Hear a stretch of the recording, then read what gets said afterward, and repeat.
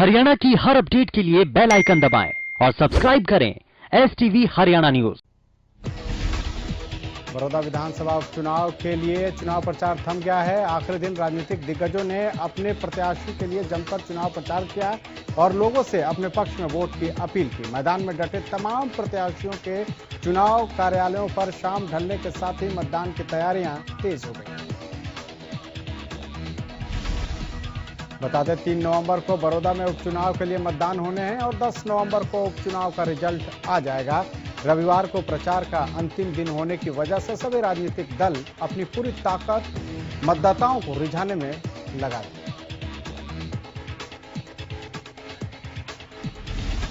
हरियाणा दिवस के मौके पर करनाल पहुंचे सीएम मनोहर लाल ने जिला स्तरीय खेलकूद कार्यक्रम में शिरकत की। कर्ण स्टेडियम में आयोजित कार्यक्रम के दौरान सीएम मनोहर लाल ने खिलाड़ियों को संबोधित करते हुए कहा कि जिला स्तरीय खेलकूद कार्यक्रम का आयोजन का मकसद अगले साल होने वाले खेलो इंडिया में बेहतर प्रदर्शन करना है। सीएम ने कहा कि इससे पहले गुवाहाटी में हुई खेल प्रतियोगिता के दौरान भी राज्य के खिलाड़ियों ने बेहतरीन प्रदर्शन किया था, लेकिन खेलो इंडिया के दौरान और भी बेहतर प्रदर्शन की उम्मीद है।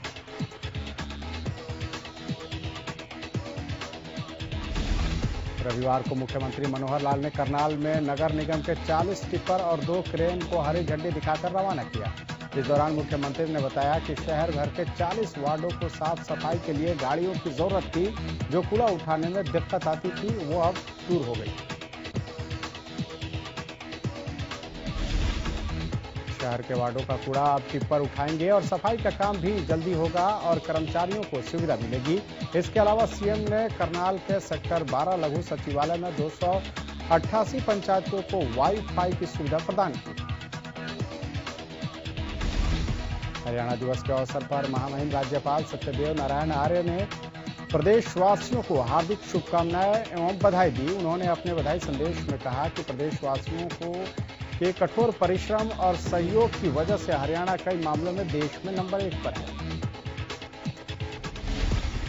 हरियाणा दिवस पर प्रदेश भर में कार्यक्रमों का आयोजन किया जा रहा है। हरियाणा दिवस के मौके पर फरीदाबाद के खेल परिसर में खेल प्रतियोगिता आयोजित की गई। इस दौरान कैबिनेट मंत्री मूलचंद शर्मा ने मुख्य अतिथि के तौर पर शिरकत की और खेलों का शुभारंभ किया। इस मौके पर उन्होंने कहा कि हरियाणा के लोगों ने कभी ये नहीं सोचा था कि हरियाणा कभी इस पायदान पर पहुंचेगा। दूसरे राज्यों के मुताबिक हरियाणा सबसे बेहतर स्थिति में है, जिसमें खेल, स्वास्थ्य और शिक्षा से लेकर सभी कुछ बेहतर है। वहीं खिलाड़ियों को सम्मानित करते हुए उन्होंने कहा कि सीएम मनोहर लाल ने हरियाणा के लोगों को वो दिया जो किसी ने कभी नहीं सोचा था। पढ़े लिखे युवाओं को बिना खर्ची और पर्ची के नौकरी दी, जिसके साथ हरियाणा प्रदेश आगे बढ़ रहा है।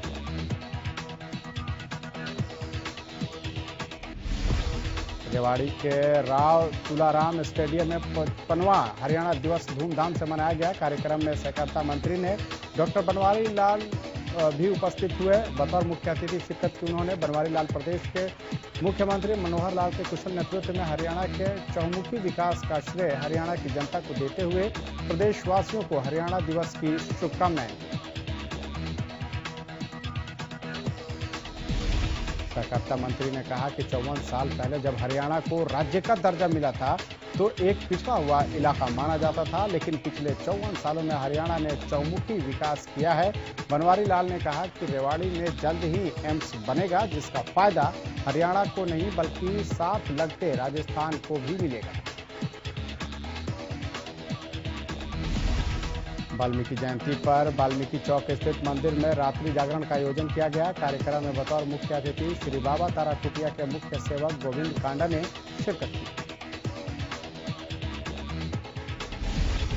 श्री बाबा तारा कुटिया के मुख्य सेवक गोविंद कांडा ने ज्योत प्रज्वलित कर जागरण का शुभारंभ किया। साथ ही उन्होंने सभी उपस्थित श्रद्धालुओं और कार्यक्रम आयोजकों को भगवान वाल्मीकि जयंती की बधाई दी। जागरण में कलाकारों की प्रस्तुति ने श्रोताओं को मंत्रमुग्ध कर दिया। श्री बाबा ताराकुटिया के मुख्य सेवक गोविंद कांडा ने कहा कि महर्षि वाल्मीकि के विचार उपवन की समरसता, समता और सद्भाव की सुगंध से भारतीय संस्कृति महक रही है। उनकी कृति रामायण हमें अन्याय, असत्य और अधर्म के विरुद्ध खड़े होने के लिए प्रेरित करने के साथ ही अपने वचनों पर दृढ़ रहने की शिक्षा देती है।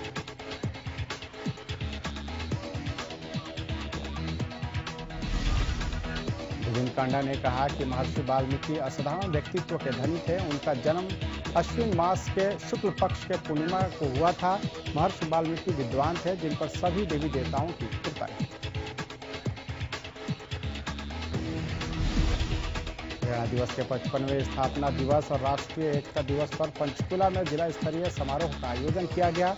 ये कार्यक्रम सेक्टर 3 स्थित ताऊ देवीलाल स्टेडियम में आयोजित किया गया। इस कार्यक्रम में हरियाणा के खेल मंत्री संदीप सिंह ने बतौर मुख्य अतिथि शिरकत की। खेल राज्य मंत्री संदीप सिंह ने कहा कि हरियाणा सरकार सामाजिक और विकासात्मक गतिविधियों में निरंतर उन्नति के पथ पर अग्रसर है और आज हरियाणा की पहचान विश्व स्तर पर कायम है। कार्यक्रम के दौरान पुरुष और महिलाओं के 800 मीटर दौड़ का आयोजन किया गया।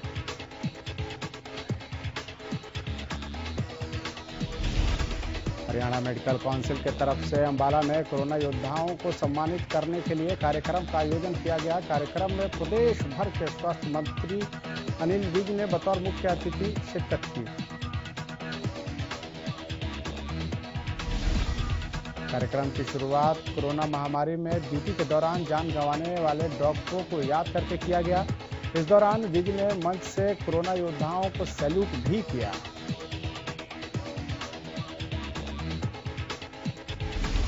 कार्यक्रम में अनिल विज ने मंच से कोरोना काल में बेहतर काम करने के लिए डॉक्टरों और उनकी टीम की जमकर सराहना की। विज ने कहा कि उनके हर विभाग ने दिन रात महामारी के खिलाफ जंग लड़ी है।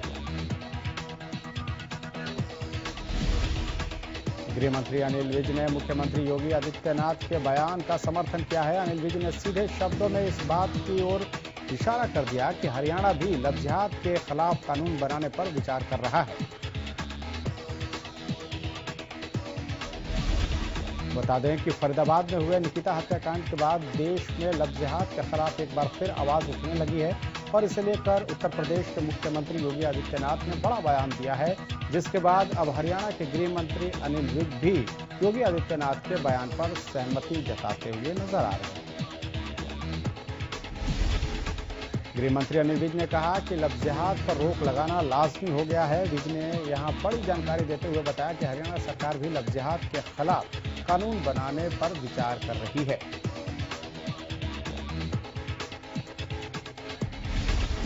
बल्लभगढ़ के निकिता हत्याकांड से गुस्साए लोगों ने रविवार को निकिता को न्याय दिलाने और आरोपियों को फांसी की सजा दिलाने की मांग को लेकर एक महापंचायत का आयोजन किया। इस महापंचायत में हजारों की संख्या में सर्व समाज के लोगों ने हिस्सा लिया। महापंचायत खत्म होते ही भीड़ नेशनल हाईवे नंबर 19 पर पहुंच गई और नेशनल हाईवे नंबर 19 को जाम कर दिया। देखते ही देखते भीड़ उग्र हो गई, आगजनी कर अपना विरोध प्रदर्शन जताने लगी। वहीं भीड़ में से ही कुछ उपद्रवी तत्वों ने आसपास की दुकानों को नुकसान पहुंचाने की कोशिश की, जिसके बाद पुलिस ने उन्हें बल प्रयोग कर रोकने की कोशिश की, लेकिन भीड़ पुलिस के काबू होती नजर नहीं आई, जिसके बाद भीड़ को तितर बितर करने के लिए लाठीचार्ज करना। नारनौल में शराब ठेकेदारों की मनमानी लगातार जारी है। हरियाणा बॉर्डर पर लगने वाले शराब के ठेके नियमों को ताक पर रखकर पूरी रात खुले रहे। आलम यह है कि इन लोगों को प्रशासन का भी डर नहीं है। जब सेल्समैन से इस बारे में पूछा गया तो उसने भी साफ कहा कि उन्हें प्रशासन से किसी तरह का कोई मतलब नहीं है। जो ठेकेदार कहेगा वही लोग करेंगे। टोहाना के गांव हैदर लवाला में प्रशासन ने क्रिकेट का आयोजन कर किसानों को पराली न जलाने का संदेश दिया। इस दौरान आसपास के गांवों में काफी संख्या में किसान और ग्राम सरपंच मौजूद रहे। टोहाना के एसडीएम नवीन कुमार ने बताया कि ये क्रिकेट मैच एसडीएम 11 और प्रोग्रेसिव फार्मर 11 के बीच खेला गया। साथ ही एसडीएम ने कहा कि मैच का मकसद है किसानों के साथ दोस्ताना संबंध बनाते हुए उन्हें पराली प्रबंधन के लिए जागरूक करना। उन्होंने कहा कि इस मैच में आसपास के क्षेत्र के दर्जनों किसानों ने भागीदारी करते हुए प्रशासन की इस मुहिम में सहयोग देने की बात कही। सुप्रीम कोर्ट के आदेश और सरकार की सख्ती के बावजूद भी कुछ किसान पराली जला रहे हैं। गोहाना के गांव रुखी में national highway Rohtak Panipat road के पास पुलिस पीसीआर होने के बावजूद किसान पराली जलाते हुए दिखे।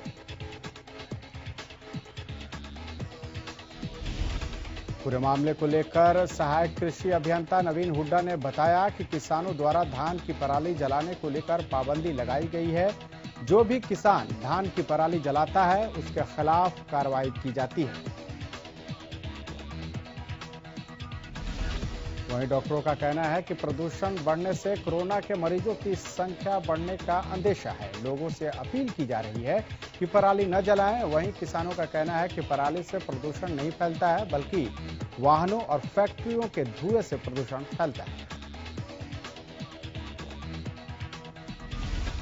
साइबर सिटी में जैसे जैसे मौसम में नमी यानी ठंड बढ़ती जा रही है, वैसे वैसे पोल्यूशन स्तर भी खतरनाक स्तर के करीब आता जा रहा है। बीते 10 दिन में साइबर सिटी का एयर क्वालिटी इंडेक्स यानी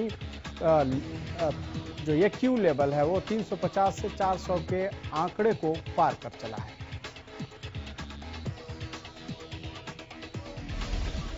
वहीं इस बढ़ते प्रदूषण ने आम जनमानस का भी जीना मुहाल करना शुरू कर दिया है। गुरुग्राम के लोगों की माने तो आंखों में जलन, सांस लेने में तकलीफ होने जैसी शिकायतें सर्दी बढ़ने के साथ ही शुरू हो गई।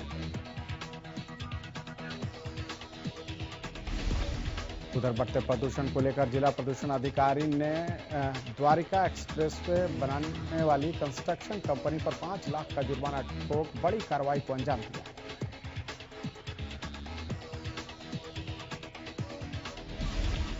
करनाल में इन दिनों महिला चोरों का गैंग सक्रिय है। हैंडलूम की एक दुकान से महिला चोर कपड़ों से भरा बैग लेकर रफू चक्कर हो गई। चोरी की वारदात वहां लगे सीसीटीवी कैमरे में कैद हो गई। सूचना पाकर मौके पर पहुंची पुलिस ने मामला दर्ज कर आगे की कार्रवाई शुरू कर दी है।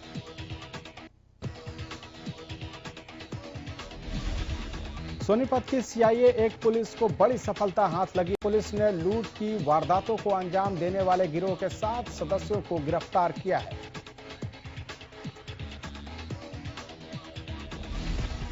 दरअसल 29 अक्टूबर को हथियारों के बल पर फैक्ट्री से लाखों का कॉपर और एल्यूमिनियम लूटकर फरार हुए।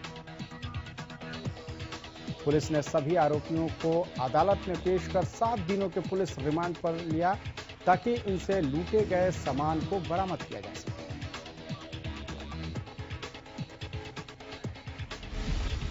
गोहाना के हसनगढ़ गांव की रहने वाली एक लड़की का शव खानपुर खुर्द गांव के पास खेतों में मिला। लड़की 29 तारीख को सहेली के जन्मदिन के लिए दोपहर को घर से गई थी।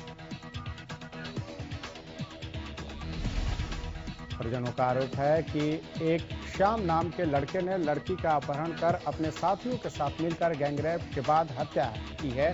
पुलिस फिलहाल मामले में जांच करने में जुटी हुई है। परिजनों का कहना है कि उन्हें न्याय चाहिए और जो भी इस मामले में दोषी है उसके खिलाफ सख्त से सख्त कार्रवाई होगी।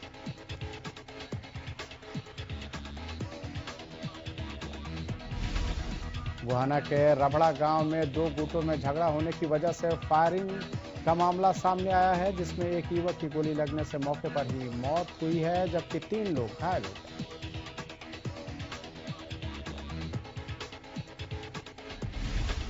जैसे ही पुलिस को घटना के बारे में पता चला, जिले के एसपी और एएसपी भारी पुलिस बल के साथ गांव में पहुंचे और जांच में जुट गए। फिलहाल घायलों को प्राथमिक उपचार के बाद पीजीआई रोहतक रेफर किया गया है। फतेहाबाद पुलिस ने नशीली पदार्थों की रोकथाम करते हुए नाकाबंदी के दौरान नशे की दवाओं की तस्करी करते एक स्कूटी सवार युवक को गिरफ्तार किया है। जानकारी देते हुए शहर थाना के प्रभारी सुरेंद्र कबोज ने बताया कि पुलिस टीम के साथ हिसार रोड के पास बस अड्डे फतेहाबाद में नाकाबंदी हुई थी। उसी दौरान पुलिस ने लाल बत्ती चौक की तरफ से आए एक स्कूटी सवार युवक को शक के आधार पर काबू करके उसकी तलाशी ली तो उसके कब्जे से 2400 नशे की गोलियां और 600 कैप्सूल बरामद हुए। फतेहाबाद के भुना इलाके में पराली से भरे ट्रैक्टर ट्रॉली में अचानक आग लग गई। आग लगने के कारण पराली से भरी ट्रॉली धू धू कर जलती दिखाई दी। वहीं ट्रॉली में आग लगने की सूचना मिलने के बाद मौके पर पहुंची फायर ब्रिगेड की टीम ने आग पर काबू पाया। गनीमत रही कि हादसे में ट्रैक्टर का ड्राइवर बाल बाल बच गया। हालांकि ट्रैक्टर ट्रॉली में आग लगने के कारणों का खुलासा नहीं हो पाया।